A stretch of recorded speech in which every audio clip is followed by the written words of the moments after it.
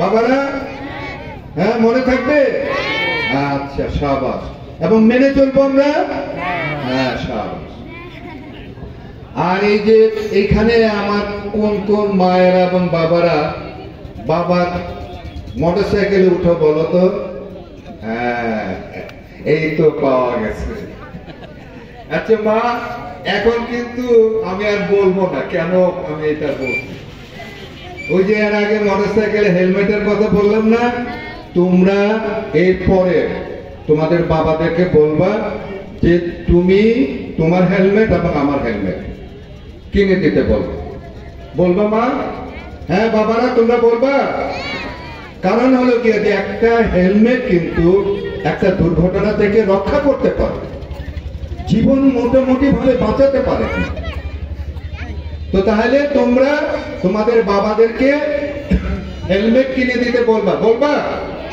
শাবাশ। তো হেলমেট ছাড়া তোমরা আর মোটরসাইকেলে উঠবা না, ঠিক আছে? হ্যাঁ, আচ্ছা, মাশাআল্লাহ। তো আমরা আজকে দেখো রাস্তাতে চলা, তারপরে মোটরসাইকেলে চললে পরে আমাদের কি করতে হবে এটা আমরা জানতে পারলাম, ঠিক না? এই দুইটা কৌশল আমরা জানতে পারলাম। আর যারা মোটরসাইকেল চালান তাদেরকে আমি অনুরোধ করব, আমার অন্তর থেকে আমি আপনাদেরকে অনুরোধ করছি, যারা মোটরসাইকেল চালান দয়া করে একটা হেলমেট, হয়তো যখন চালাবেন মাথায় হেলমেটটা দিলে পরে একটু গরম লাগে, কিন্তু জীবন তো বাঁচবে, জীবনটা তো বাঁচবে। তো সেই যারা মোটরসাইকেল চালাচ্ছেন তারা কিন্তু হেলমেট ব্যবহার করবে।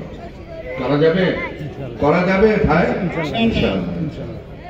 তো আমরা এইভাবেই যদি আমরা আমাদের কাজগুলো করি তাহলে কিন্তু আমাদের জীবন আমরা বাঁচাতে পারবো। তারপরে আমরা যখন রাস্তা পারাপার হব, আমরা রাস্তার এই পার থেকে ওই পারে যাব। শোনো, সবাই শোনো, আমরা যখন রাস্তার এই পার থেকে ওই পারে যাব তখন দেখে শুনে বুঝে, কথাটা শোনো, দেখে শুনে বুঝে রাস্তা পার করতে হবে। কি করতে হবে? দেখলাম গাড়িতে আসতেছে, কি বুঝতে হবে? কত দূরে আছে, আমি পার হতে পারবো কি না।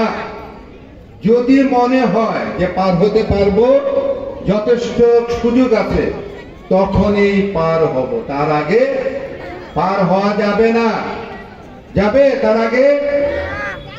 যদি এটা করি তাহলে কিন্তু দুর্ঘটনা ঘটবে। তাহলে দেখে শুনে বুঝে, শুনবো কি ওই বেটা হর্ন টন দিচ্ছে কিনা, কিংবা গাড়ির একটা আওয়াজ আছে সেই আওয়াজটাও শুনবো যে কত দূর আছে।